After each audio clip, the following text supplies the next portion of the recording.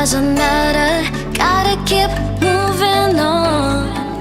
Keep aiming to inspire. Don't ever stop wherever we are. Show the world what you got. Yang ada di Pulau Bali, Maluku dan di Papua, juga yang di Nusa Tenggara, Sulawesi, Kalimantan dan Sumatera, juga Jawa. Tunjukkanlah hey Indonesia, tunjukkan pada dunia. Show off your colors, let's show the world how we express it together. We are unstoppable. Show off your colors, no time to waste. We gotta get together, together.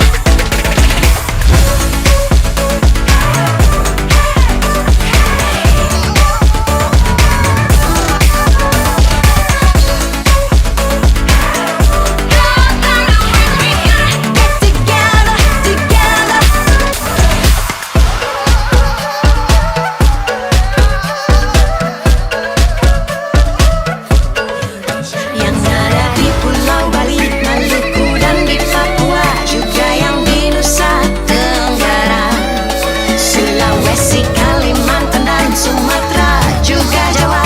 Tunjukkanlah hey Indonesia, tunjukkan pada dunia. Show off your colors, let's show the world how we express it together. We are unstoppable. Show off your colors, no time to waste. We gotta get together, together. Mari ekspresi, kembali ku ajak dirimu ekspresi. Ayo, ayo, ayo semua ekspresi. Di sini ini kita ekspresi, ekspresi.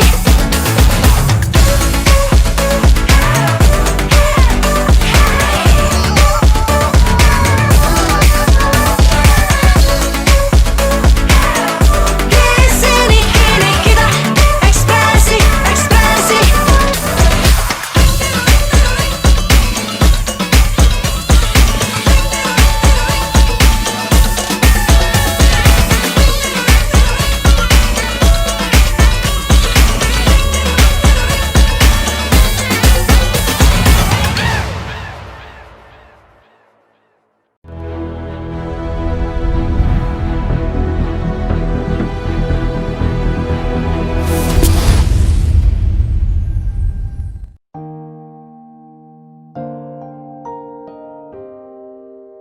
Selamat pagi anak-anak yang Ibu kasihi, para orang tua siswa.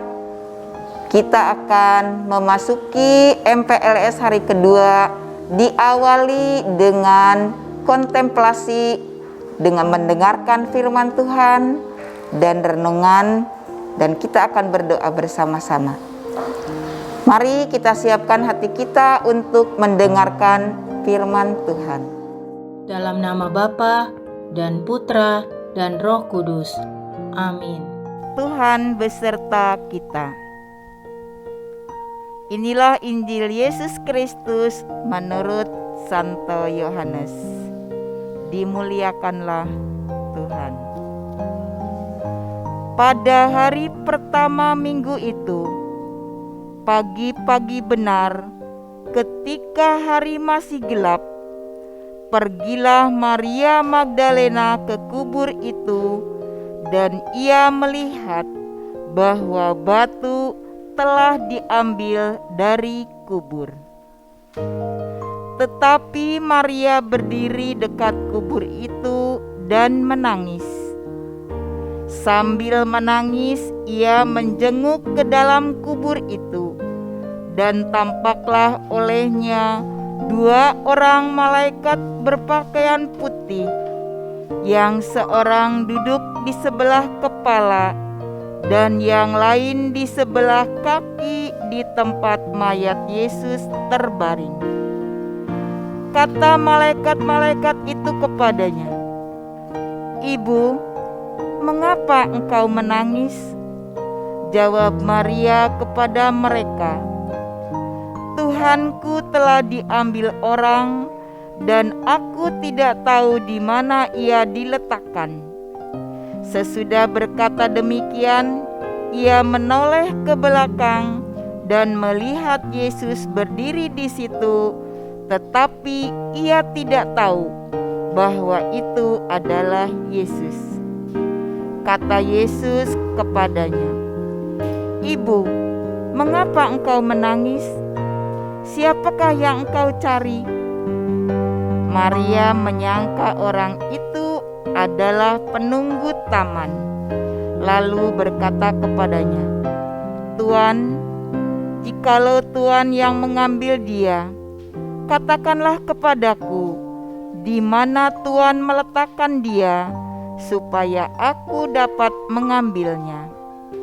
Kata Yesus kepadanya, "Maria." Maria berpaling dan berkata kepadanya dalam bahasa Ibrani, "Rabuni," artinya guru.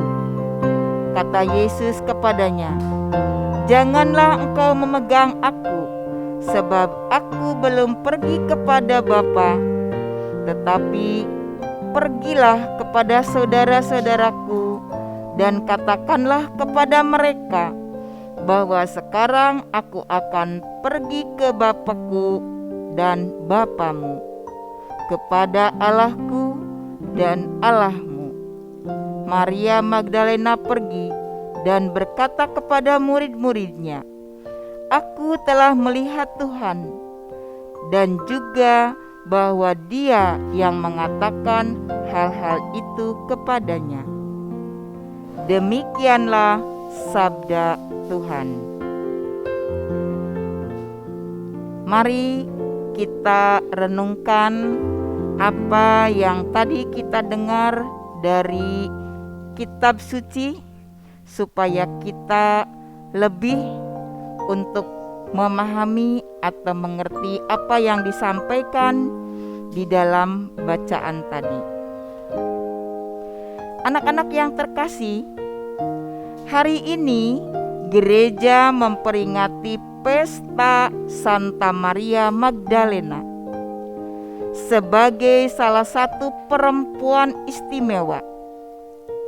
Dia adalah saksi peristiwa sengsara, wafat, dan kebangkitan Yesus.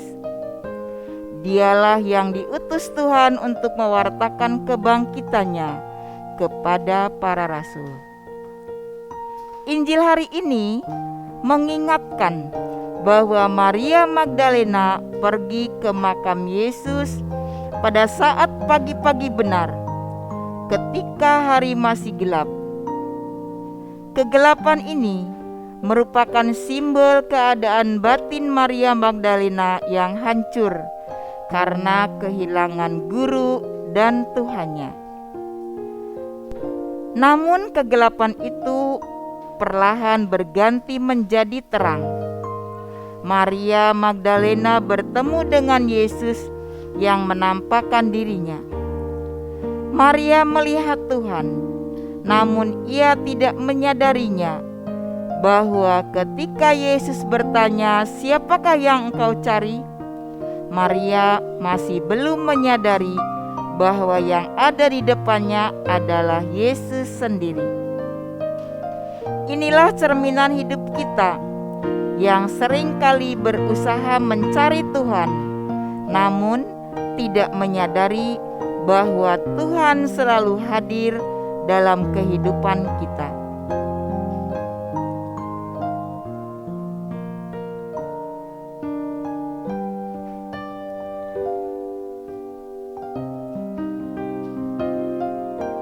Maria Magdalena adalah gambaran diri kita yang aktif mencari Tuhan.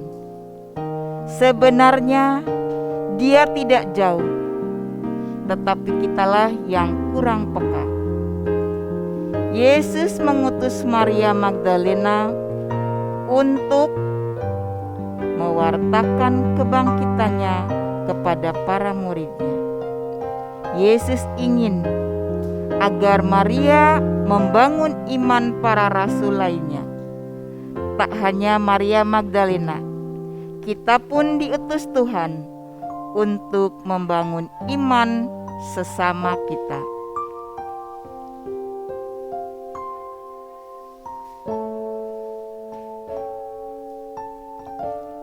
Marilah kita lanjutkan dengan berdoa.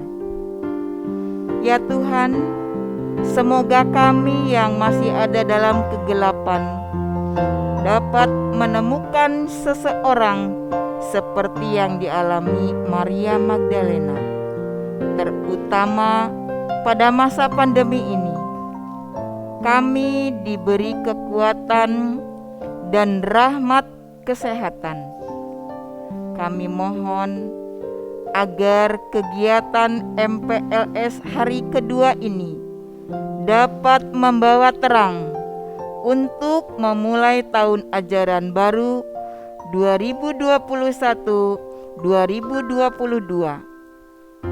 Dapat kita lebih mengenal lingkungan sekolah, para guru, dan teman-teman, sehingga pembelajaran dapat berjalan dengan lancar, membawa sukacita demi kemuliaan nama-Mu kini dan sepanjang masa. Amin. Santa Maria dan Santo Dominikus, doakanlah kami. Marilah kita satukan doa-doa kita dengan doa yang diajarkan oleh Yesus bersama-sama. Bapa kami yang ada di surga, dimuliakanlah nama-Mu, datanglah kerajaan-Mu, jadilah kehendak-Mu di atas bumi seperti di dalam surga. Berilah kami rejeki pada hari ini, dan ampunilah kesalahan kami, seperti kami pun mengampuni yang bersalah kepada kami. Dan janganlah masukkan kami ke dalam percobaan, tetapi bebaskanlah kami dari yang jahat. Amin. Dalam nama Bapa dan Putra dan Roh Kudus. Amin. Terima kasih anak-anak dan Bapak Ibu para orang tua yang telah mengikuti kontemplasi pada pagi ini. Mari kita lanjutkan ke acara berikutnya untuk mengikuti MPLS hari kedua. Terima kasih.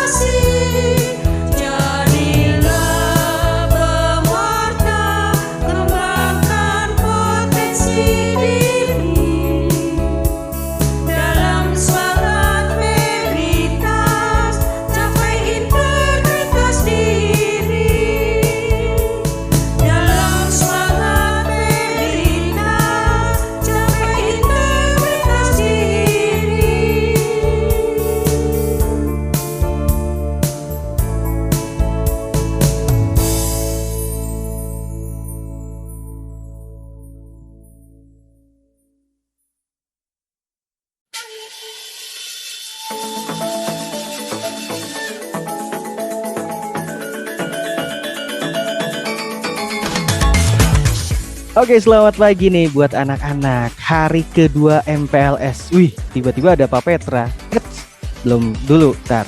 Kayaknya ada yang masih belum kenal nih sama Pak Petra. Halo, buat anak-anak kelas 1, kenalin dulu. Hari kedua MPLS bakalan dibimbing ataupun bakalan dibimbingnya ya. Sampai nervous nih di hari kedua ini ya. Ini bakalan dibimbingnya barengan Pak Petra ya di hari kedua MPLS SD Santa Maria Cimahi. Dan di hari kedua ini ada yang spesial nih karena kita bakalan ngobrol-ngobrol sama salah satu alumni ya dari SD Santa Maria Cimahi yang sekarang sudah melanglang buana nih di dunia pendidikan. Waduh, makin penasaran kan? Kita bakalan ngomongin apa aja sih Pak Petra untuk hari ini. Di hari kedua MPLS ini kita bakalan ngomongin soal gadget. Ayo, siapa yang di rumah seharian pegang gadget atau siapa yang sering dapat sindiran dari mama papanya HP terus? Ada yang kayak gitu? Nah, sekarang kita bakalan ngomongin soal gadget barengan narasumber kita. Pak Petra langsung persilahkan aja, kita bakalan langsung ngobrol-ngobrol. Sebenarnya Pak Petra sering bilangnya adalah Mama Bening.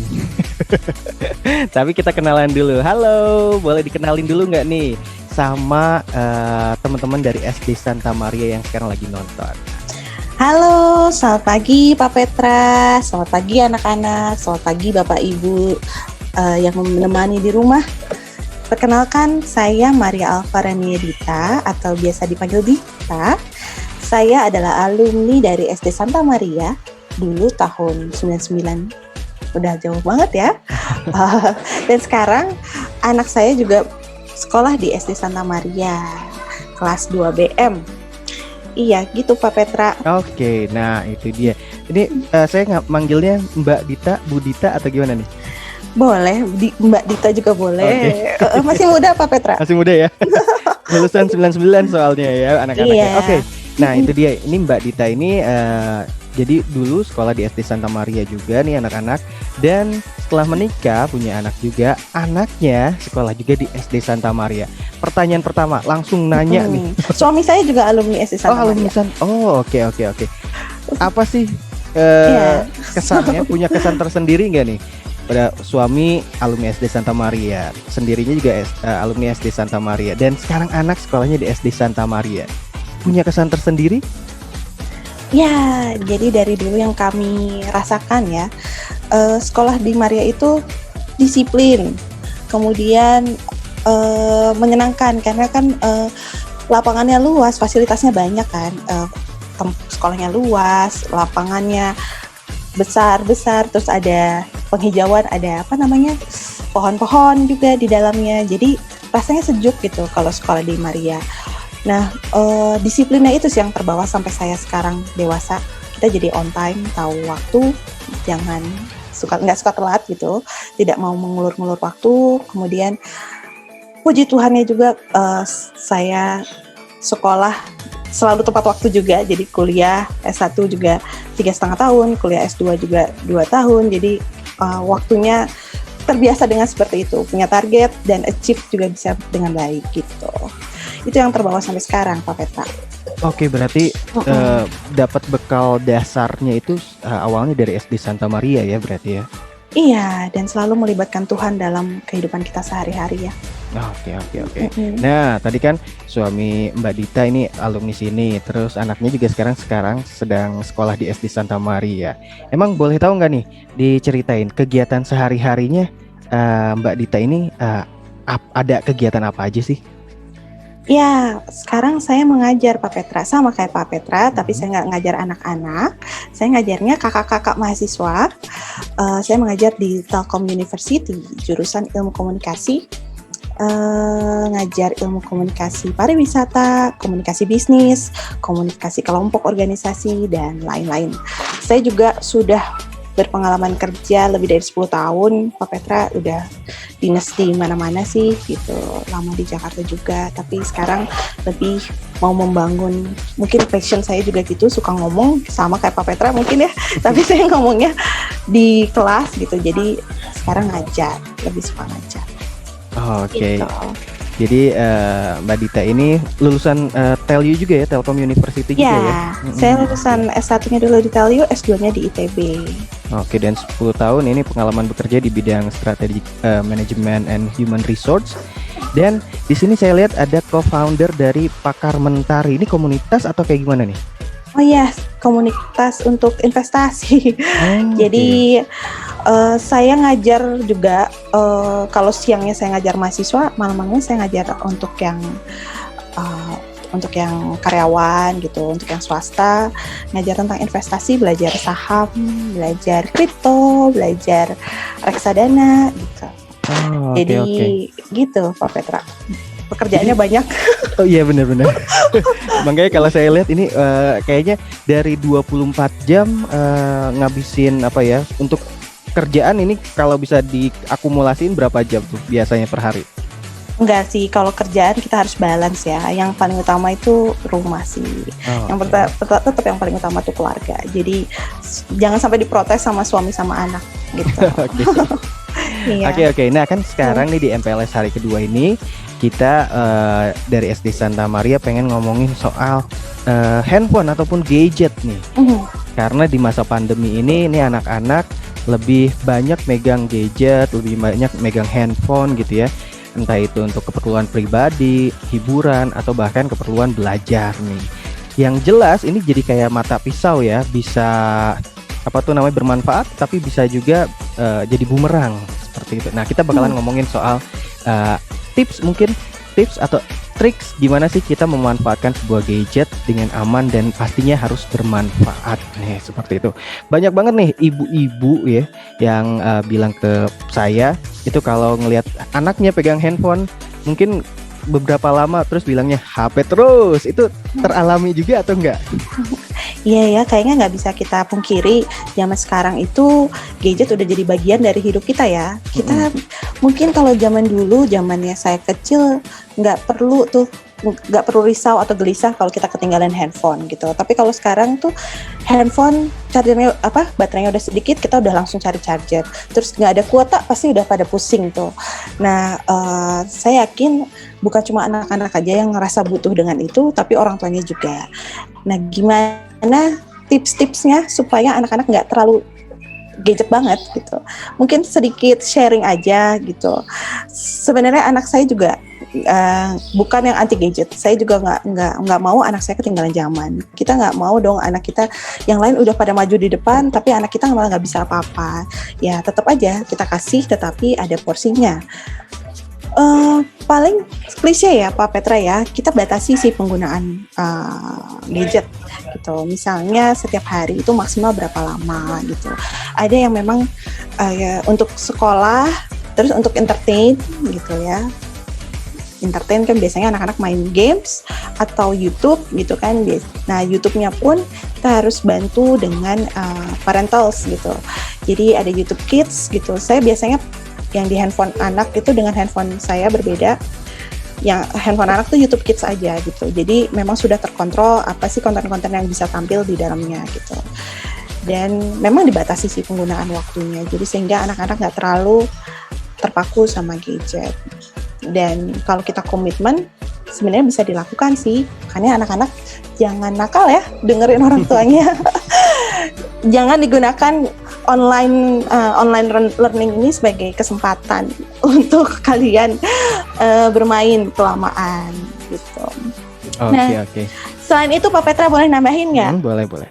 Banyak banget sebenarnya aplikasi-aplikasi yang berguna atau bermanfaat untuk anak-anak gitu. Jadi nggak hanya sekedar game-games yang isinya kekerasan atau kompetisi aja, tapi ada juga games yang tentang tambahan pengurangan gitu. Pokoknya games-games pelajaran atau misalnya seperti ruang guru, Quiper gitu dan lainnya. Yang itu memang bermanfaat juga dan bisa digunakan sama dengan sekolah gitu kan. Jadi bisa meningkatkan pengetahuan anak-anak juga gitu Pak Petra.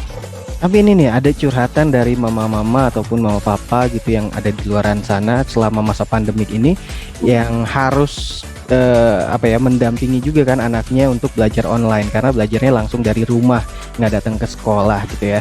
Ada yang seperti Mbak Dita gitu ya, ada kerja juga di luar sana, ngajar juga, jadi dosen juga. Ada yang bahkan ibu rumah tangga juga, tapi sudah sibuk juga sama kerjaan di rumah. Namanya kerjaan rumah katanya nggak ada habisnya bilangnya kalau kayak ibu-ibu kayak begitu. Nah, gimana sih cara Mama Dita nih buat membagi peran nih sebagai ibu yang kerja juga dan juga ibu yang mengelola rumah tangga juga, dan juga mendampingi anaknya di masa pandemi untuk belajar? Oke, itu pertanyaan yang sebenarnya susah untuk dijawab, Pak Petra. Oke. Karena sebagai mama-mama, kita itu dihadapkan dengan segala kepentingan dan kita udah terbiasa semuanya itu harus beres gitu ya. Nah, biasanya saya cuma ngasih tips aja ibu-ibu, mama-mama semuanya gitu. Kita mendampingi anak dengan hati yang gembira, kemudian kita masak dengan hati yang gembira, supaya nanti suami juga nggak protes gitu. Pokoknya sama, apalagi WFH ini ya, suami juga kerjanya di rumah, jadi ketemu dia lagi. Jadi seharian ketemu gitu, kita nggak bisa escape gitu, kita nggak bisa lari dari kenyataan bahwa semuanya ini harus kita hadapi di dalam rumah. Ya, kita bagi-bagi lah Bu gitu, nggak ada yang sempurna di dunia ini. Kadang-kadang kita juga butuh istirahat. Kita jalani dengan sukacita, dengan baik. Punya anak prioritas utama, keluarga juga prioritas utama, sambil kerja juga prioritas. Bagi-bagi waktu sih, kita harus pintar-pintar bagi waktu, dan saya yakin mama-mama sudah pintar bagi waktu. Apalagi kalau yang mama-mama anaknya lebih dari satu, itu udah hebat banget bagi waktunya. Tapi ya, kalau mama capek, tarik nafas dalam-dalam. Kita istirahat dulu, nonton drakor dulu gitu. Kita pokoknya siapkan hati. Kalau hatinya sudah gembira, mudah-mudahan nanti juga hasilnya baik gitu. Jadi jangan stres sendirian, nanti mama sedih gitu. Nanti mama marah dan akhirnya larinya ke anak juga, kasihan. Oke. Nah, terus fenomena di luaran sana juga ada yang bilang selama masa pandemi dan belajar online gitu ya, yang stres bukan sekedar anak tapi orang tuanya juga nih. Biasanya nih kalau Mama Dita untuk mendampingi anak belajar online itu ada kiat-kiat tersendirinya nggak sih? Hai, kalau pagi kan kebetulan anak saya masih kelas pagi, Pak Petra. Jadi bangun pagi, terus siap-siap sarapan, terus online, ya kan. Setelah itu saya nggak nyuruh untuk luring. Biasanya terserah kamu ganti baju, main, sampai tidur siang, baru sorenya luring gitu. Okay. Sehingga kita juga bisa mengerjakan apa yang kita harus kerjakan gitu. Jadi anak sudah selesai, baru itu giliran saya gitu kan. Saya yang kerja, saya selesai, baru giliran dia yang sekolah lagi gitu. Jadi memang tipsnya bagi-bagi waktu sih. Tapi nggak tahu tuh, mama-mama yang lain biasanya punya tips berbeda dan treatment yang berbeda. Itu cuma sekedar sharing aja ya. Oke, terima kasih. Nah, ini ada pertanyaan titipan juga nih dari mama di luaran sana nih. Jadi selama masa pandemi ini kan anak pasti nggak lepas sama yang namanya handphone ataupun gadget, laptop seperti itu. Akhirnya ada beberapa anak yang emang belum diberi ponsel ataupun handphone sebelumnya, tapi di masa pandemi karena kebutuhan belajar, sekolah online, akhirnya anak minta ponsel, minta handphone ya untuk keperluan belajar atau bahkan sama keperluan pribadi entertainnya anak ini ya. Amannya dikasih handphone ini di umur-umur berapa sih, Mam? Kebetulan saya juga nggak membelikan dedicated itu untuk dia gitu. Kalau belajar itu juga pakainya laptop, nonton YouTube pakainya handphone gitu. Untuk entertain kita handphone. Cuma itu saya password, saya kasih pin gitu ya, saya kasih password. Terus kemudian ya itu ada timer. Saya selalu pasang timer gitu. Misalnya 15 menit. Dia boleh 15 menit selama 3 kali dalam sehari misalnya gitu, atau 15 menit kali 4 gitu. Jadi kalau udah habis waktunya ya sudah. Dia cuma punya jatah 4 kali. Kalau mau ambil jatahnya lagi silakan gitu. Tapi nanti kalau habis ya habis gitu. Gitu sih. Paling tipsnya itu agak-agak serem ya buat anaknya, tapi ya nggak apa-apa. Tapi kalau apa ya? Kalau anaknya ini pengen ponsel, pengen handphone gitu ya untuk kepentingan belajar, bilangnya seperti itu. Dan mamanya pun punya kepentingan lain di handphonenya, file kerjaan segala macam, dan akhirnya mau nggak mau harus membelikan atau dibeliin anaknya sebuah ponsel atau handphone. Ini gimana sih cara membatasi penggunaan gadget atau handphone ini sama anak supaya tetap aman nih? Ya itu beda kepentingannya, makanya kalau buat anak mungkin kalau butuh handphone ya berarti yang spesifikasinya yang khusus untuk sekolah aja, yang kuat, nggak terlalu banyak RAM-nya mungkin biar nggak usah diajak mainan Mobile Legend gitu kan. Nggak usah harus yang terlalu bagus lah prosesornya ya, yang cukup untuk sekolah aja, kepentingan sekolah. Sedangkan memang yang untuk orang tuanya memang untuk orang tua. Saya juga mengajarkan anak untuk selalu respect, nggak boleh dia minjem atau ngambil barang orang tuanya buka dengan tanpa sepengetahuan saya. Jadi memang harus seizin orang tuanya. Jadi dia nggak pernah sih buka handphone saya sendirian gitu, nggak pernah sih. Itu saya pasti tahu. Dan memang itu aja sih kuncinya adalah harus dibatasi dan dikasih batasan. Memang kamu sekarang bisanya sekarang hanya ini gitu. Nanti seiring kamu besar, mama akan support kamu gitu, yang sesuai dengan kebutuhan kamu. Kasih pengertian aja pasti bisa kok Pak Petra. Kayaknya gitu. Oke. Dan kalau sekarang kan lagi masa PPKM darurat, segalanya harus di rumah, banyak juga kondisi-kondisi di luar yang harusnya beraktivitas akhirnya dirumahkan kembali seperti itu. Nah, selama masa karantina seperti ini, masa PPKM seperti ini, kalau kita lihat kan anak nggak bisa keluar juga. Kalau anak main di luar kita worry juga ya, kita worry ada apa-apa, akhirnya tetap stay di rumah biar lebih aman. Nah, ada tips and tricks nggak nih untuk selama PPKM darurat ini biar anaknya nggak rewel karena nggak main keluar gitu ya, tapi kalau di rumah biar nggak pegang gadget terus-terusan, ada nggak nih? Ada sih, kita alihkan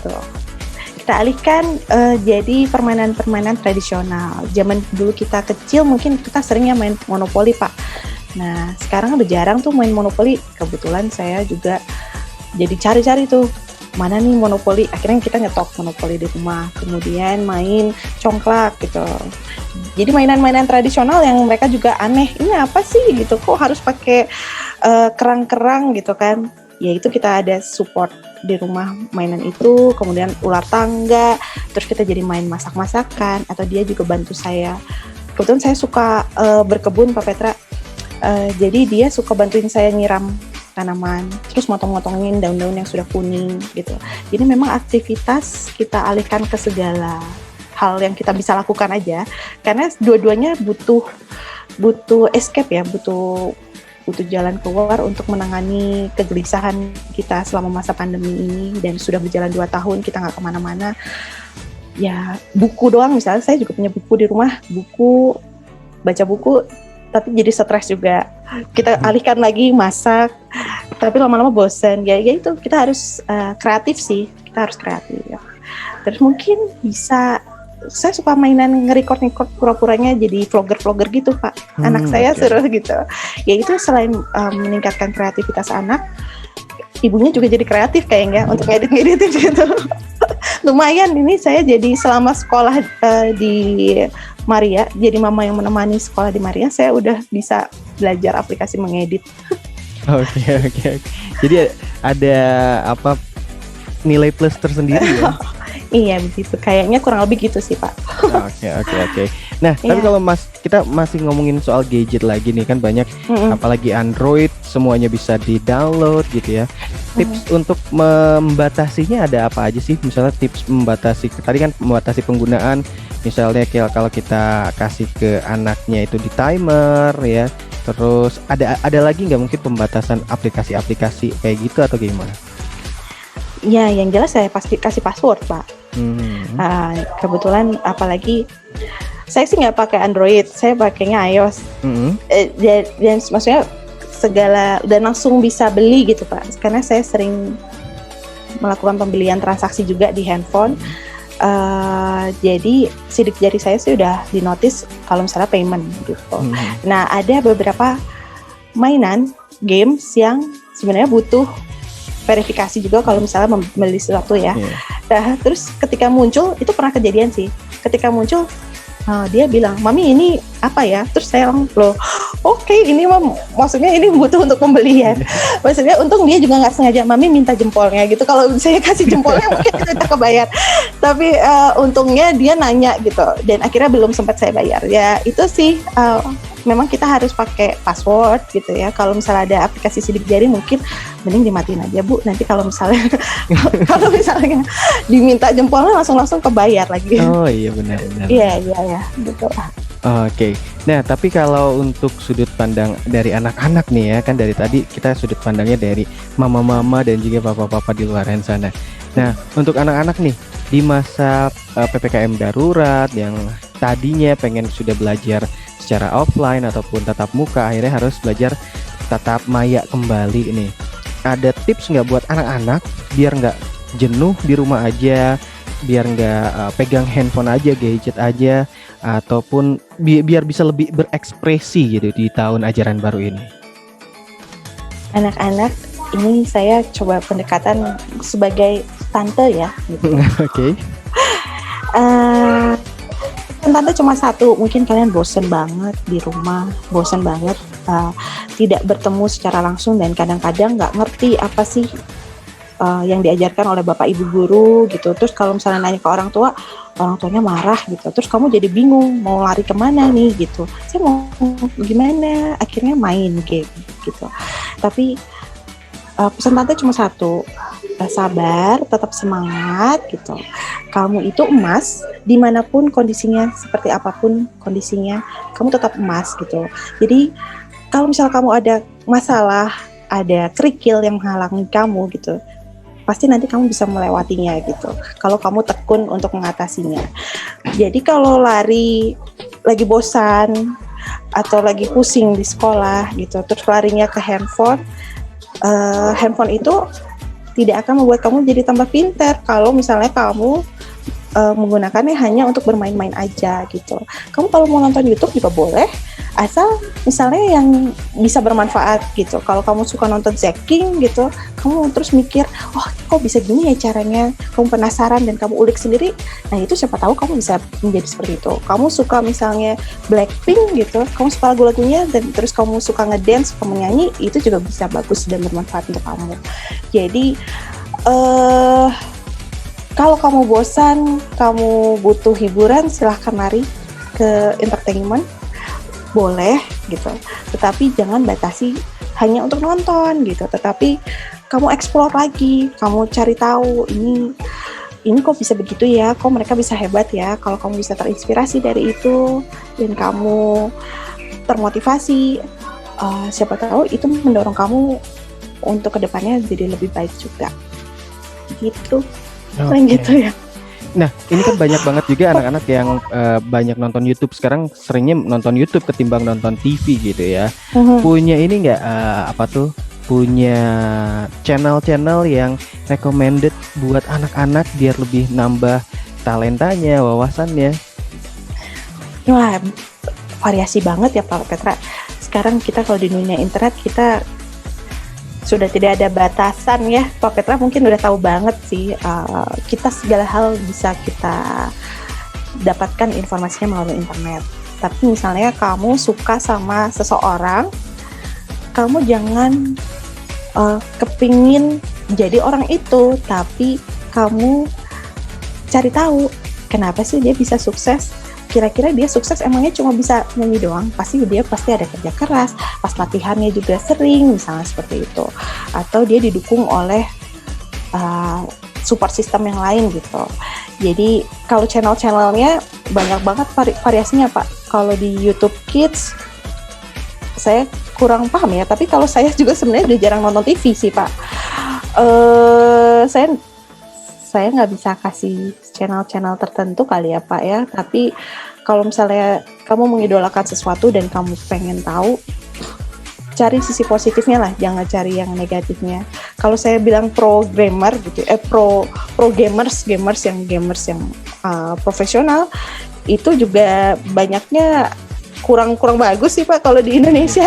Soalnya ada kata-kata yang tidak bagusnya gitu, kalimat-kalimat yang kurang menyenangkan. Tapi ya saya bisa bilang bahwa zaman sekarang tuh segala informasi sudah terbuka dengan luas. Kamu bisa nonton, misalnya kamu suka masak, kamu nonton channel masak.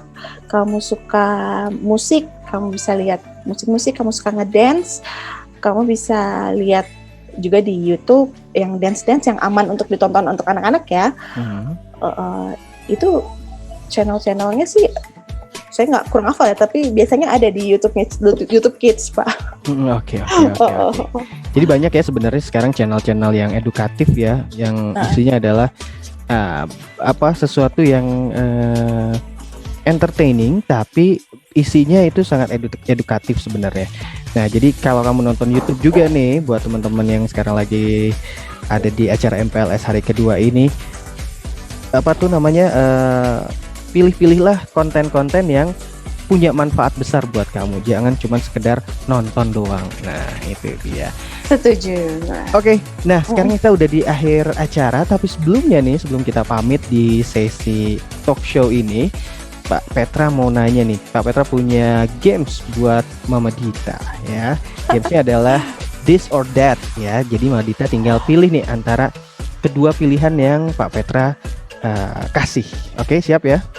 Oke, siap. Oke, kita berlatih dulu anak-anak. Coklat atau strawberry? Strawberry. Kenapa tuh?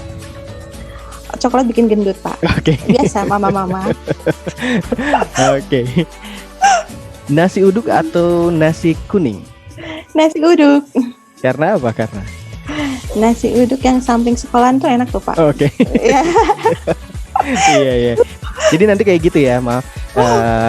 Jawabannya apa atau dipilih yang mana, terus kasih kenapa pilih yang itu. Siap? Oke. Siap. Nah, Ada waktunya berarti ya, Pak Petra ya? ada waktunya. Oke. Nggak deg-degan kan? Enggak. Oh, enggak. Oke, kita coba ya. Pertanyaan pertama, this or that. Nemenin anak belajar atau anak ditemenin sama guru les? Temenin anak belajar. Kenapa tuh? Nggak percaya sama guru les atau gimana? Karena kita jadi tahu banget ini dia udah paham atau belum. Kalau guru les bisa bohong sama kita. Oh, oke. Tapi saya nggak pernah pakai sih guru les. Emang mama pernah pakai ya? perfeksionis ini kayaknya. Oke. Pertanyaan selanjutnya. Di masa pandemi ini ya, apalagi PPKM darurat seperti ini, lebih suka anak sekolah secara online atau anak sekolah secara offline? Pengennya offline sebenarnya. Pengennya offline. Karena apa nih?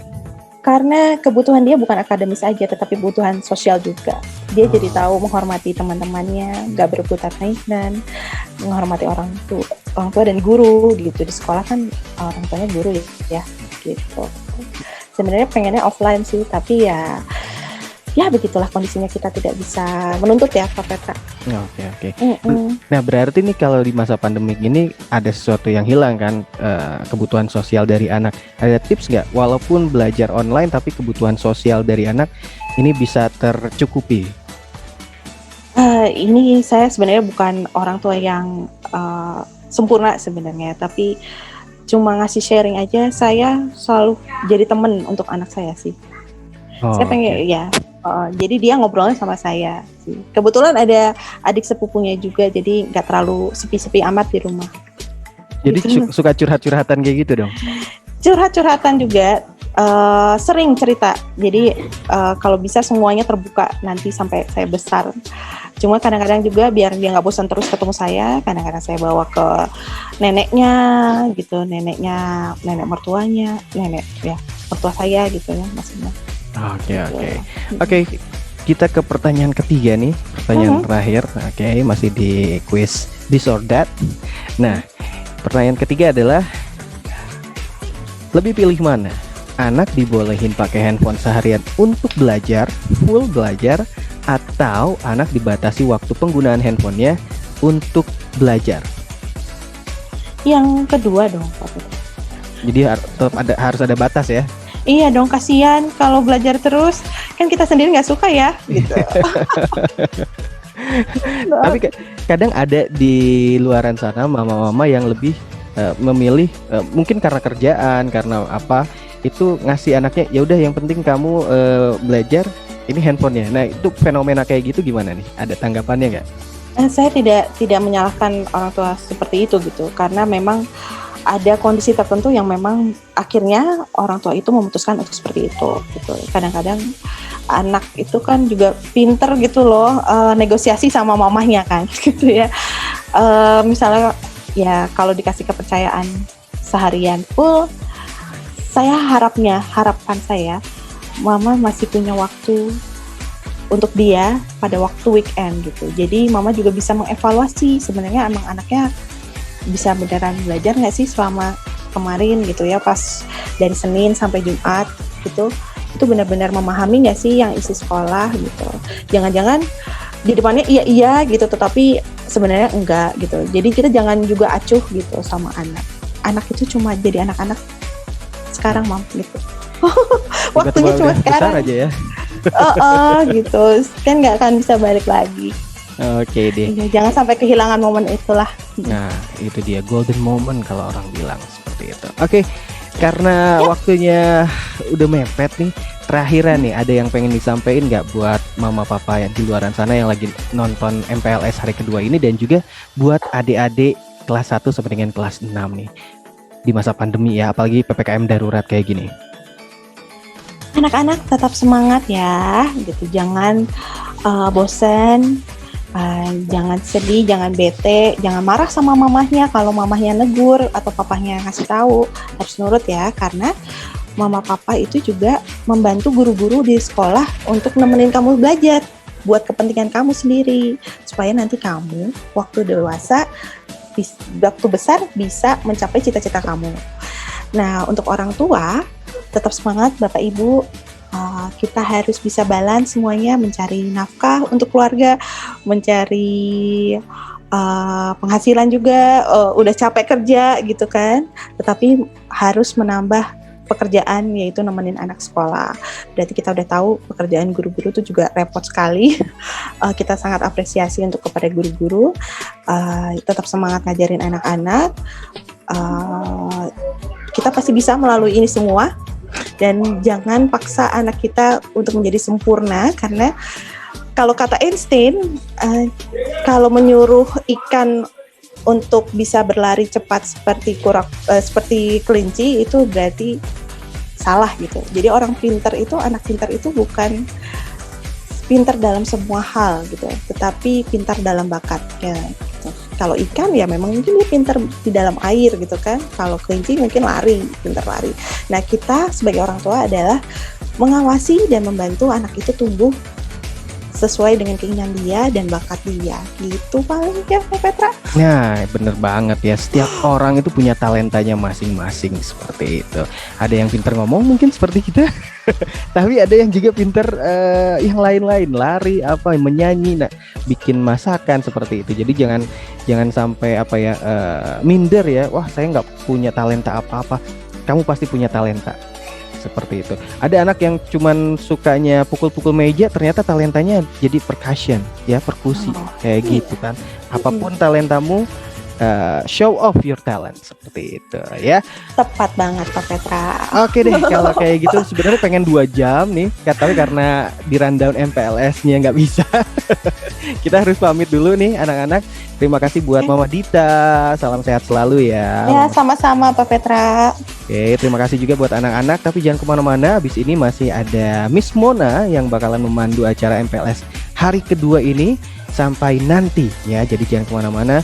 Tetap di acara MPLS hari kedua SD Santa Maria Cimahi, Show of Your Talent. Dadah Mama Dita. Terima kasih.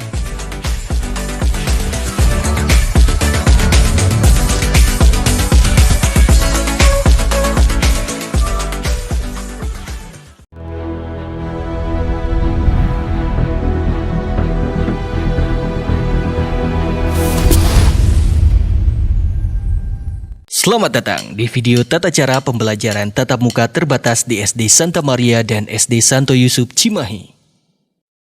Ini Devan, dia mau mengajak kita bagaimana protokol kesehatan di saat pelaksanaan pembelajaran tatap muka terbatas. Jangan lupa memakai masker dan mengecek suhu tubuh saat sebelum berangkat dari rumah.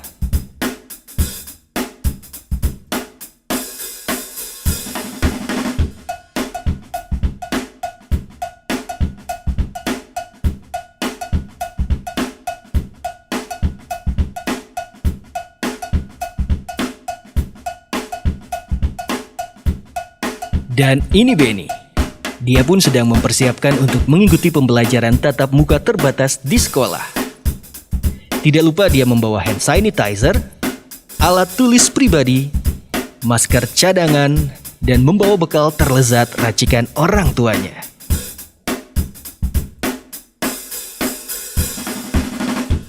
Dan juga Benny mengenakan jaket kesayangannya untuk melindungi diri dari virus dan polusi di luar rumah.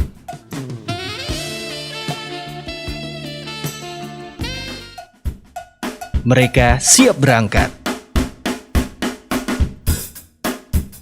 Selama pembelajaran tatap muka terbatas berlangsung, kalian tidak diperbolehkan menggunakan transportasi umum untuk menuju ke sekolah. Jadi, mintalah orang tua atau pendamping untuk mengantarkan langsung ke sekolah menggunakan kendaraan pribadi.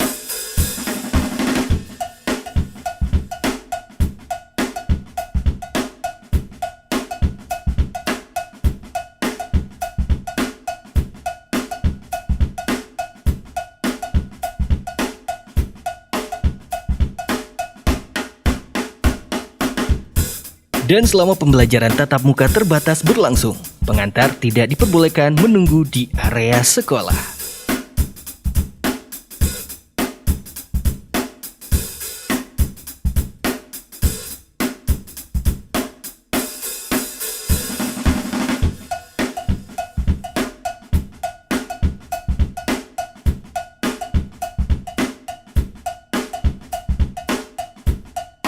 Setibanya di sekolah, Benny dan Devan lalu melepas jaketnya. Jagalah jarak saat berjalan ke dalam gedung sekolah. Jangan lupa untuk mencuci tangan menggunakan sabun sebelum masuk ke gedung sekolah.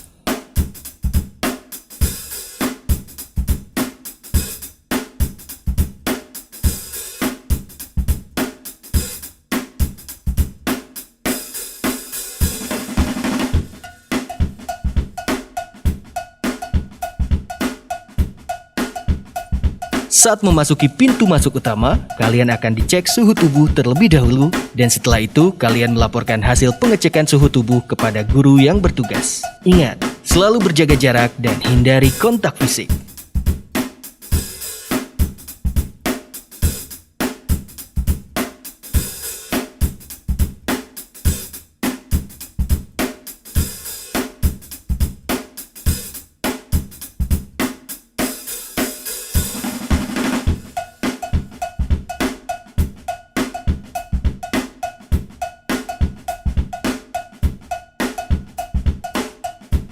Selama pembelajaran berlangsung, guru maupun peserta didik tidak diperbolehkan keluar dari bangkunya, terkecuali saat akan ke kamar mandi. Kalian tidak diperbolehkan meminjam dan atau bertukar alat tulis selama pembelajaran tatap muka terbatas berlangsung. Saat istirahat, kalian tidak diperbolehkan keluar dari kelas. Dan makanlah bekal yang sudah kalian persiapkan, dengan tetap mematuhi protokol kesehatan yang berlaku.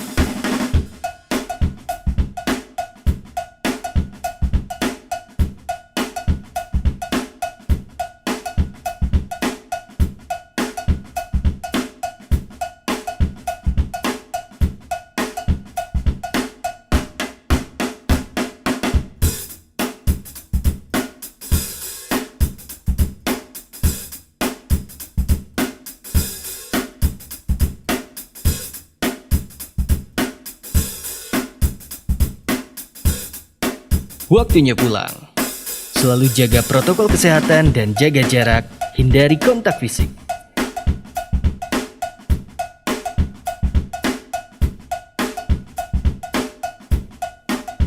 Kalian bisa keluar menggunakan pintu keluar utama dan akan dicek suhu tubuh terlebih dahulu dan setelah itu kalian melaporkan hasil pengecekan suhu tubuh kepada guru yang bertugas. Tidak lupa, gunakan jaket saat kalian hendak pulang. Selalu gunakan etika batuk dan bersin yang berlaku. Dan gantilah maskermu saat hendak pulang. Itulah beberapa protokol kesehatan selama pembelajaran tatap muka terbatas berlangsung. Ayo, terapkan protokol kesehatan dan ciptakan sekolah aman. Sampai jumpa di sekolah.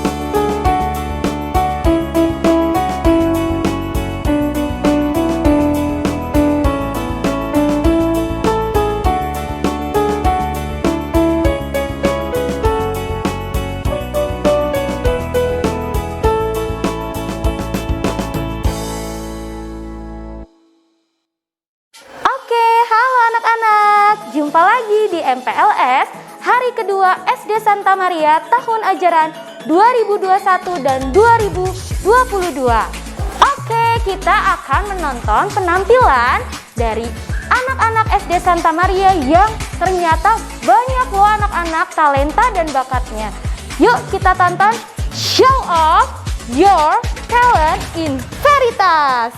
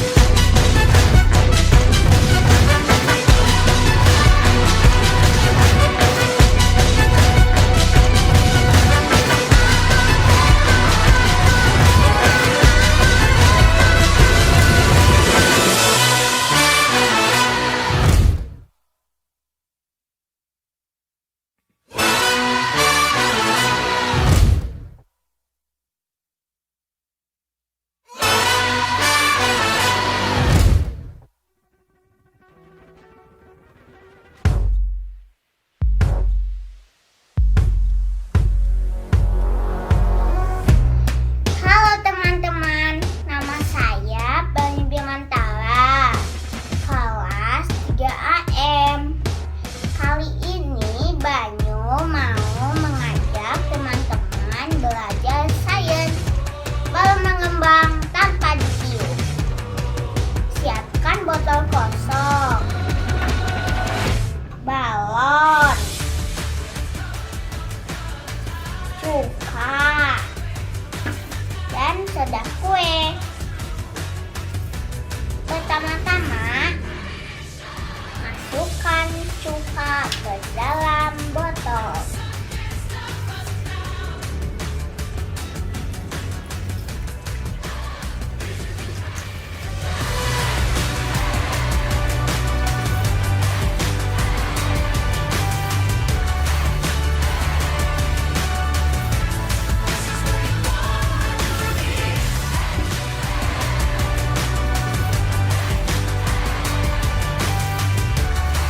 Selanjutnya, masukkan soda kue ke dalam balon. Pakai bantuan corong agar lebih mudah.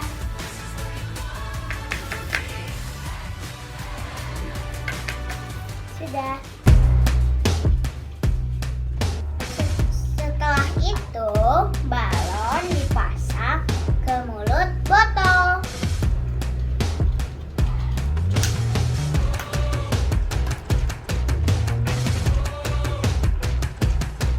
Kita luruskan balon sampai soda kuenya jatuh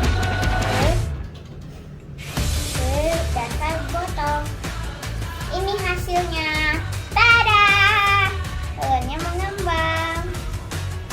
Besar. Balon berhasil mengembang tanpa ditiup. Selamat mencoba di rumah. Aku bangga menjadi murid SD Santa Maria. Sampai tak semangat beban semua untuk kuat.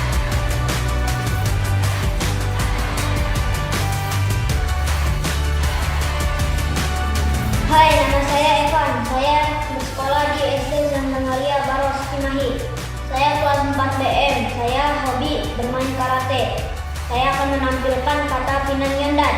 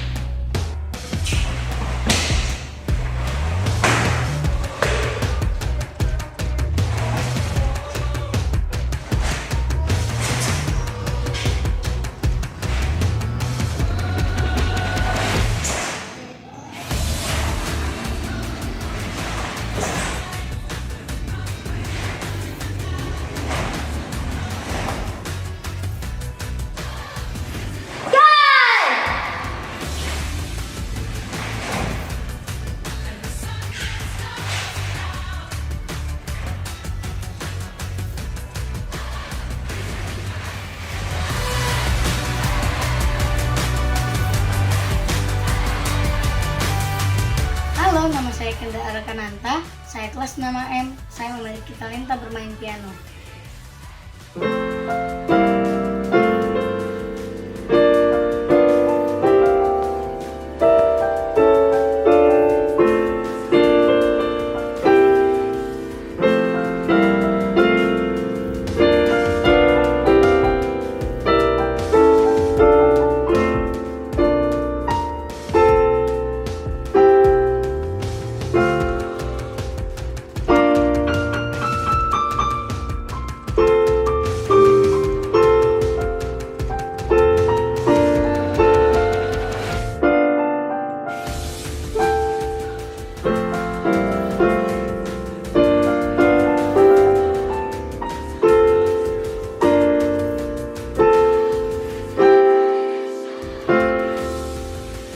Terima kasih.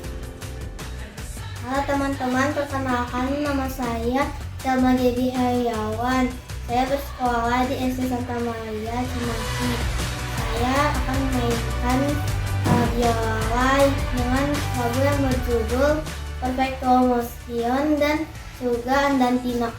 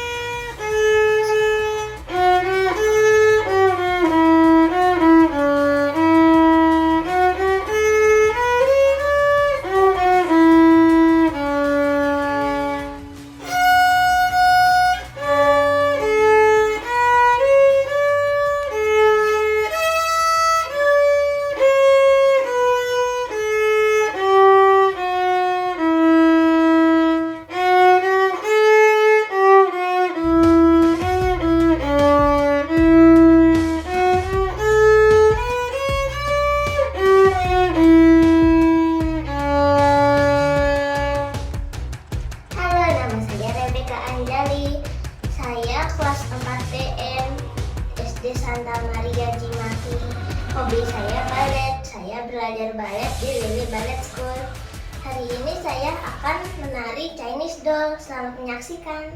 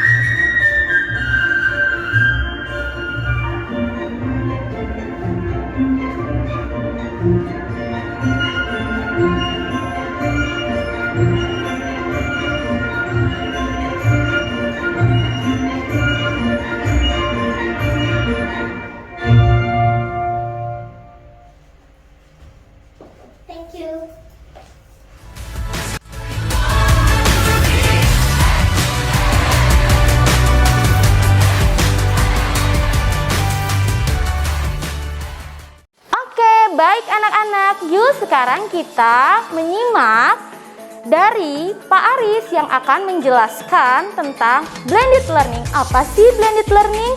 Yuk kita simak.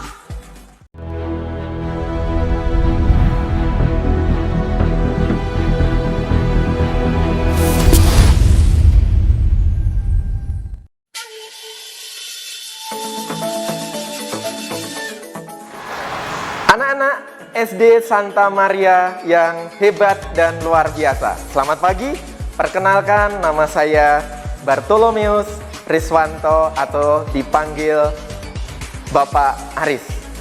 Pada pagi hari ini, Bapak ingin menyampaikan beberapa hal yang berkaitan tentang kegiatan pembelajaran yang akan kita laksanakan nanti di tahun ajaran baru, tahun ajaran 2021, tahun ajaran 2022. Tentu di tahun ini ada perubahan-perubahan yang akan kami laksanakan. Baik, anak-anak dari kelas 1 sampai kelas 6 SD Santa Maria Cimahi, kita tahu bahwa saat ini kita masih menghadapi masa pandemi. Maka di awal-awal tahun ajaran baru ini nanti kita dalam sistem pembelajarannya akan menggunakan sistem blended learning. Apa itu sistem blended learning? Nanti akan Bapak sampaikan satu persatu. Mari kita lihat anak-anak. Iya, baik. Ini adalah sistem pembelajaran model blended learning. Nah, anak-anak, blended learning ini adalah sebenarnya sebuah sistem atau model pembelajaran kemudahan, pembelajaran yang menggabungkan berbagai penyampaian model pembelajaran dan gaya pembelajaran yang memperkenalkan berbagai pilihan media dialog antara guru dan juga murid-murid dalam pembelajarannya. Nah, blended learning nanti yang akan dilaksanakan di SD Santa Maria itu seperti apa? Mari kita lihat ke slide berikutnya. Iya, ini dia.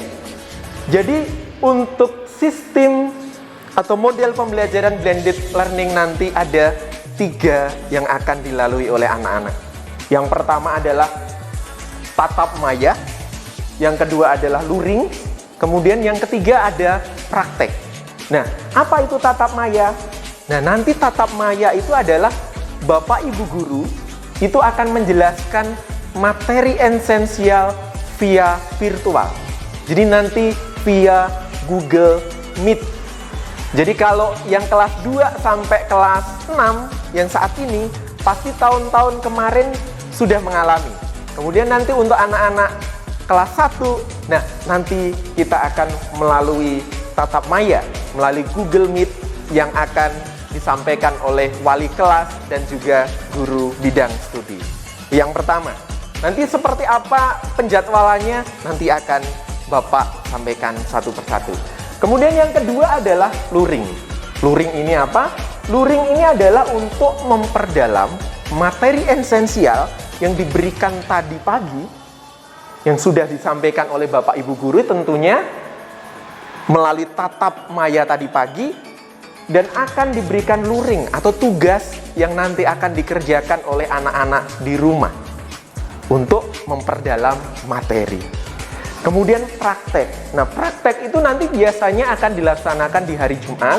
Praktek ini adalah fungsinya adalah untuk memperdalam materi dengan menghasilkan suatu produk atau suatu karya dan lain sebagainya. Jadi ingat, blended learning yang akan dilaksanakan di SD Santa Maria nanti ada 3. 1, tatap maya.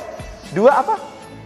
2, luring. Betul sekali. Kemudian yang 3 adalah praktek. Oke. Berikutnya kita lihat. Nah, ini dia.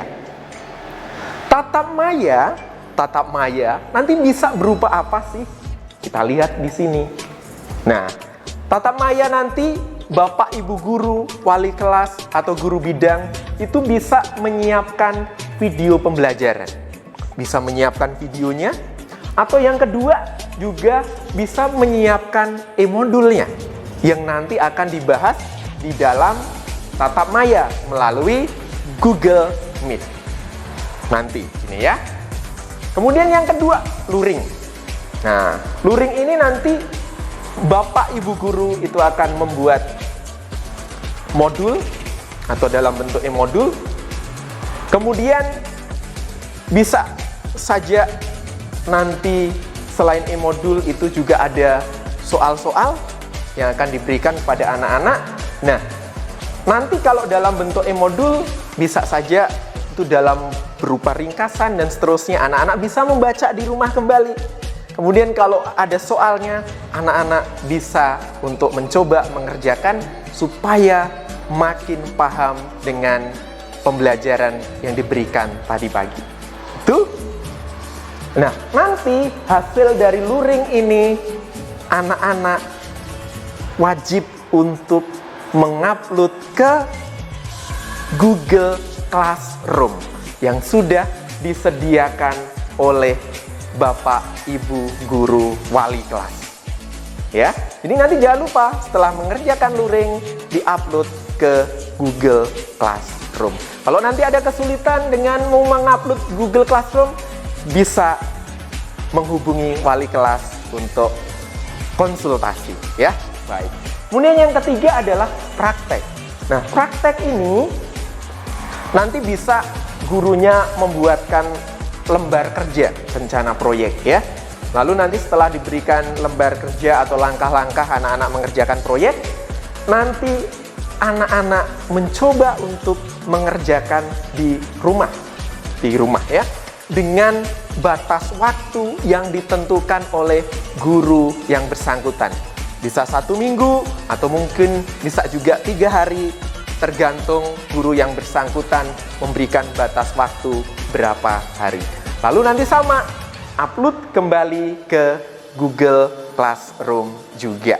Jadi nanti Google Classroom itu adalah wadah untuk menyimpan hasil pekerjaan anak-anak dan juga untuk penilaian Bapak Ibu guru. Nanti anak-anak bisa lihat di sana ya.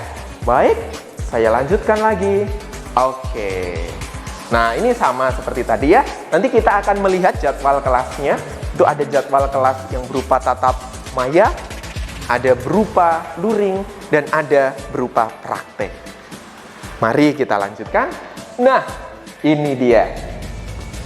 Bapak memberikan contoh jadwal untuk pagi ini adalah untuk kelas 1 sampai kelas 3. Ini contoh jadwal, bukan berarti nanti kelas 1 AM, BM, 2 AM, BM, 3 AM, BM jadwalnya seperti ini semua, tidak. Saya ngambil satu sampel dari kelas tertentu dari antara kelas 1 sampai 3 ya. Nah, nanti anak-anak untuk kelas 1 sampai 3 itu akan dimulai pembelajarannya pada pukul 7.15 sampai 7.30. Itu adalah persiapan atau pembiasaan. Nah, pembiasaan itu bisa berupa nanti ada absensi dari wali kelas, mungkin ada nasihat-nasihat dari wali kelas, ada doa dan seterusnya ya. Nanti oleh wali kelas ini yang dipandu. Kemudian baru memulai pembelajaran itu adalah pada pukul 07.30. Lalu sampai 9.15. Jadi nanti anak-anak akan melalui pembelajaran sesuai dengan jadwal ini.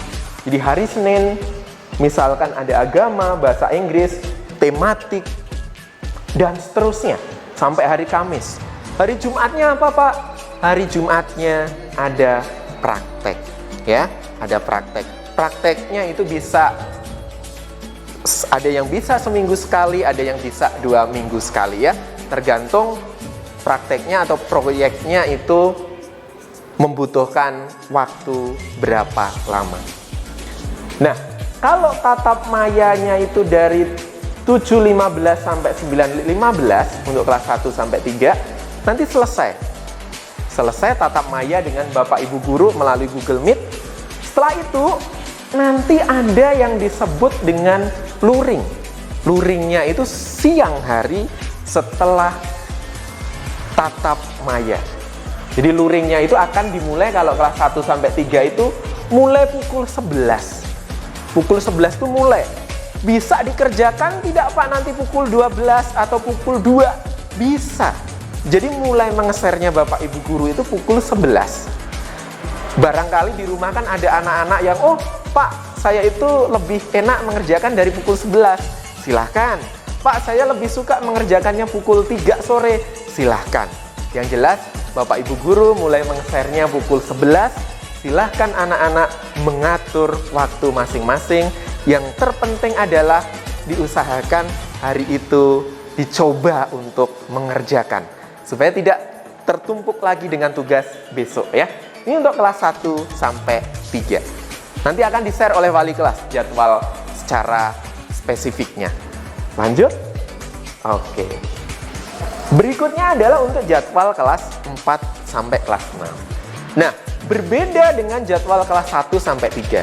Kalau kelas 1 sampai 3 tadi mulainya pukul 7.15.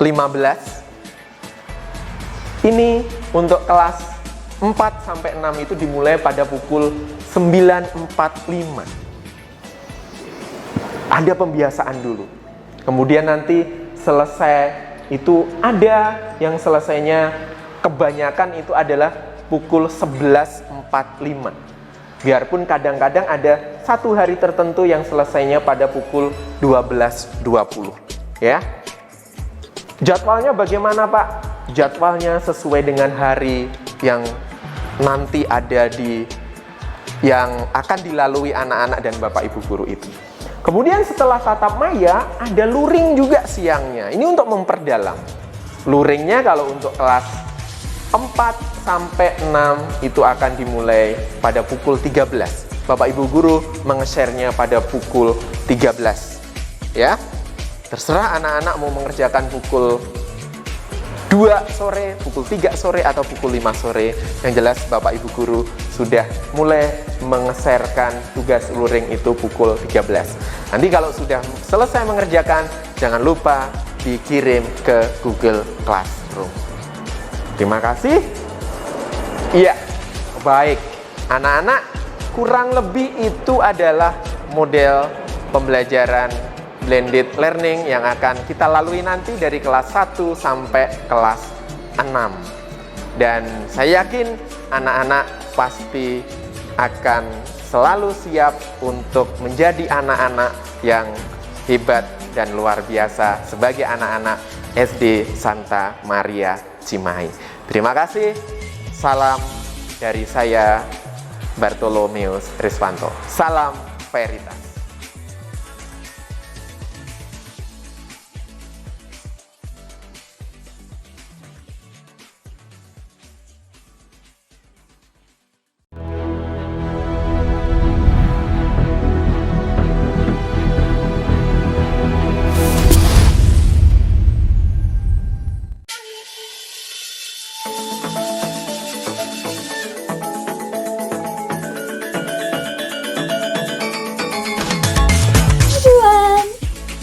To meet you all, I'm Florence Cristabella, or people know me as Bella. I'm a part of alumni from St. Mary Elementary School, Cimahi. I spent a really good time when I was a student up there. I got a lot of friends, a nice teacher that teach me very well, and an amazing experience that you can find in our school. St. Mary Elementary School Cimahi is the perfect place for those of you who are interested in developing potential, both for academic and non-academic. Also, they have a really great facilities that support for student needs. Speaking of which about elementary school, my favorite part when I was a student at there, it was when it comes for study tour part. They always bring us to the perfect place for study and play. So what are you waiting for now? Come on, join us at St. Mary Elementary School Cimahi or you will be missing. Contact us ASAP. Bye-bye, have a nice day, stay healthy guys. Halo, selamat siang semuanya. Nama saya Dita, nama lengkap saya Maria Alfarani Dita. Saya lulus tahun 2000 dari SD Santa Maria Cimahi. Aktivitas saya sekarang yaitu sebagai dosen di salah satu perguruan tinggi swasta di Bandung. Kemudian saya juga menjadi seorang founder dari komunitas pakar investasi. Jadi sering membahas-bahas tentang saham, belajar kripto, dan sebagainya. Kesan selama bersekolah di SD Santa Maria, yang pertama adalah kualitas dari pengajar atau pendidik yang sangat peduli dengan siswa-siswanya, sehingga siswa-siswanya itu bisa tumbuh cerdas dan mandiri dan tidak lupa menerapkan kedisiplinan. Yang kedua dari segi fasilitas. Fasilitas di SD Santa Maria Cimahi ini ada banyak. Ada ruang komputer, lapangannya juga lengkap, ada lapangan upacara yang besar, lapangan sepak bola, lapangan basket, lapangan voli. Kemudian SD Santa Maria ini juga punya auditorium yang bisa digunakan ketika ada acara-acara besar atau rapat sekolah atau rapat dengan orang tua murid. Selain itu, dari sisi lahan parkirnya itu juga luas. Jadi memudahkan bagi penjemput maupun orang tua kalau mau mengantar anak-anaknya ke sekolah. Yang ketiga adalah kesannya guyup, karena kami alumni SD Santa Maria itu punya satu WA group dan kami masih saling komunikasi sampai sekarang. Karena apa kami bisa guyup? Karena pada zaman dulu waktu kami sekolah dulu kami dibiasakan untuk saling mengenal dan saling peduli dengan teman-teman yang lain. Bahkan sampai sekarang apabila ada teman yang membutuhkan bantuan, kita bisa saling sharing dan saling membantu di grup tersebut. Yang keempat dan yang terakhir adalah dari segi pendidikan rohani. SD Santa Maria Cimahi membantu siswa-siswanya mendapatkan pendidikan rohani yang lebih baik. Contohnya pada waktu kita mau komuni pertama, ada pendidikan tambahan dan adanya retret di pagi. Nah, makanya Bapak Ibu jangan ragu-ragu untuk menyerahkan anaknya ke SD Santa Maria Cimahi yang sudah terbukti pendidikannya bagus, kualitas pengajarnya juga bagus, menciptakan anak yang berkualitas, cerdas, mandiri, dan disiplin. Kedua, fasilitasnya juga menunjang. Ketiga, tidak meninggalkan pendidikan rohani. Maka yang belum daftar, silahkan daftar ke SD Santa Maria Cimahi ya. Terima kasih. Halo adik-adik, perkenalkan nama saya Agnes Indarti. Saya pernah bersekolah di SD Santa Maria. Saat ini profesi saya sebagai dokter dan tentara. Saya bekerja di Rumah Sakit Angkatan Laut di Jakarta sebagai dokter bedah dan perwira Angkatan Laut.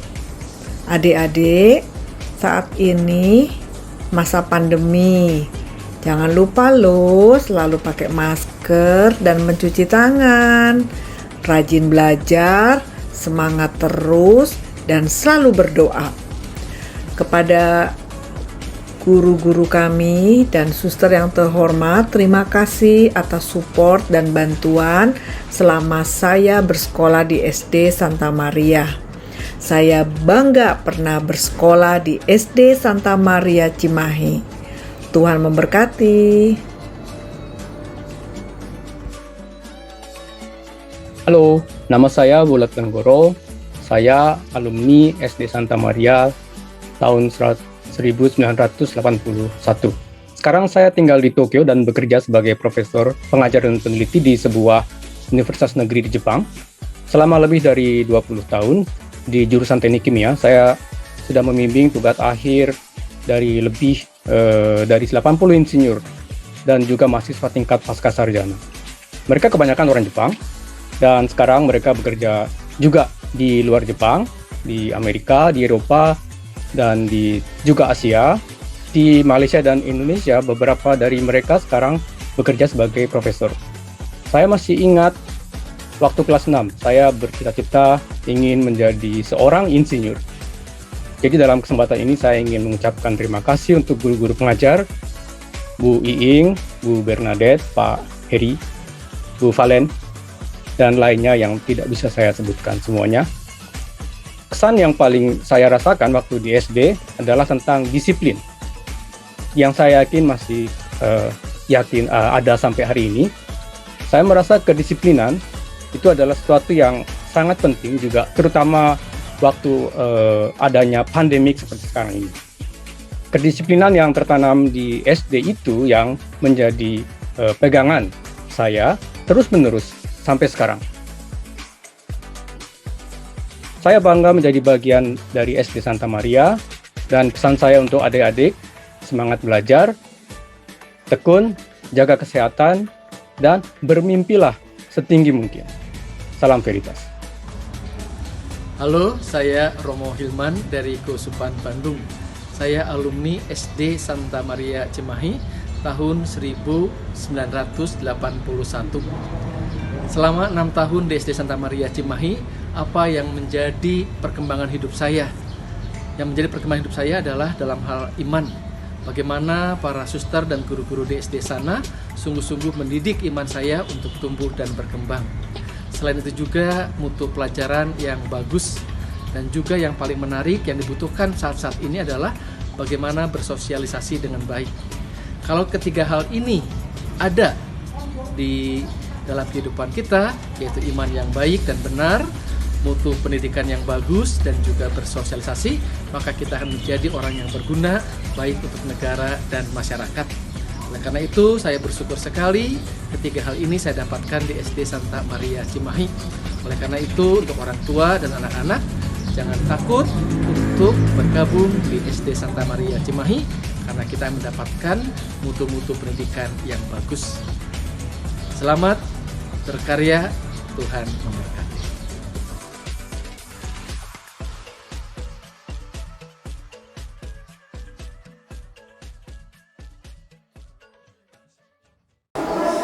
Oke anak-anak, sekarang kita sudah di penghujung acara MPLS hari kedua SD Santa Maria Cimahi tahun ajaran 2021-2022. Anak-anak, jangan lupa ya, anak-anak di hari kedua tetap ada tugas, yaitu membuat tugas buku refleksi. Dan nanti anak-anak boleh komen di link YouTube SD Santa Maria dengan hashtag di bawah ini. Ya, anak-anak terima kasih banyak. Anak-anak sehat selalu di rumah dan selalu jaga kesehatan. Salam Veritas, semangat perubahan semua untuk Tuhan. Anak-anak, sebelum kita mengakhiri kegiatan MPLS hari kedua ini, mari kita mohon berkat Tuhan yang akan dipimpin oleh Miss Agnes. Yuk anak-anak, kita buat sikap yang baik untuk kita mau memulai berdoa mengakhiri acara MPLS hari kedua SD Santa Maria Cimahi tahun 2021 dan 2022. Oke anak-anak, sampai jumpa di acara MPLS tahun depan di SD Santa Maria Cimahi. Bye. Anak-anak yang terkasih, kembali lagi kita di hari kedua masa MPLS hari ini. Terima kasih atas penyertaan kalian untuk hari kedua ini. Baiklah, sebelum kita kembali ke rumah masing-masing, kita akhiri dengan doa penutup. Semua lipat tangan, tundukkan kepala, kita berdoa bersama-sama. Demi nama Bapa dan Putra dan Roh Kudus. Amin. Tuhan Allah pengasih, terima kasih untuk hari ini, di mana hari ini anak-anak kami keseluruhannya telah melaksanakan MPLS hari kedua hari terakhir dengan penuh sukacita, dengan penuh rahmat-Mu. Allah yang Maha Kasih, Engkau hadir bersama mereka senantiasa selalu. Selama 2 hari ini mereka telah banyak mengenal dan mengetahui hal-hal baru yang mereka dapatkan, baik dari hal dari sesama teman mereka, dari sesama guru, maupun daripada-Mu. Kami percaya Tuhan, segala yang kami lakukan adalah yang terbaik bagi anak-anak didik kami. Biarlah Tuhan, semua anak-anak didik kami ini boleh tumbuh berkembang menjadi anak yang pintar, anak yang cerdas, boleh membanggakan kedua orang tua mereka, terlebih untuk sekolah kami yang tercinta ini. Tuhan yang Maha Kasih, terima kasih segalanya untuk hari terakhir MPLS ini. Sebentar kami akan kembali, sertailah semua anak-anak kami ini Tuhan dalam perjalanan pulang ke rumah, agar kiranya Engkau selalu hadir untuk mereka, boleh bertemu kembali bersama orang tua mereka, bersama sanak saudara yang mereka kasihi di rumah. Kiranya Tuhan, dalam keluarga mereka Engkau lindungi, dan Engkau jauhkan dari COVID pandemi sekarang ini. Dan kami percaya Tuhan, Engkau menyertai semua kami anak-anaknya. Terima kasih atas segalanya Tuhan. Jika kami ada kekurangan selama MPLS ini, maafkan kami, karena kami telah melakukan yang terbaik, terlebih untuk kebaikan anak didik-didik kami ini semua. Terima kasih atas segalanya Bunda Maria. Tak lupa kami juga doakan, karena dengan penyertaan-Mu lah, semua anak didik kami ini menjadi anak yang berkembang kelak di kemudian hari nanti. Terima kasih segalanya Bunda Maria. Terimalah salam dari kami ini. Salam Maria, penuh rahmat, Tuhan sertamu. Terpujilah engkau di antara wanita, dan terpujilah buah tubuhmu Yesus. Santa Maria, Bunda Allah, doakanlah kami yang berdosa ini, sekarang dan waktu kami mati. Amin. Kemuliaan kepada Bapa dan Putra dan Roh Kudus, seperti pada permulaan, sekarang, selalu, dan sepanjang segala abad. Amin. Terpujilah keluarga kudus Maria dan Santo Yosef selama-lamanya. Santo Dominikus, doakanlah kami. Santa Maria, doakanlah kami. Amin. Demi nama Bapa dan Putra dan Roh Kudus. Amin.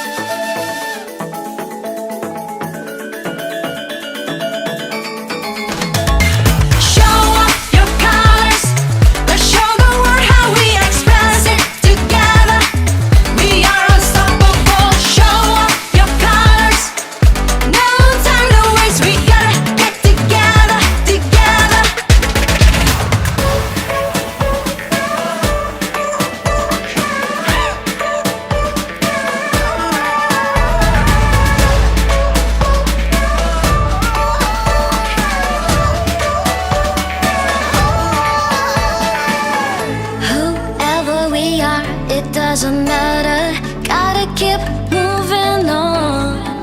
Keep aiming to inspire, don't ever stop. Wherever we are, show the world what you got. Yang ada di Pulau Bali, Maluku dan di Papua, juga yang di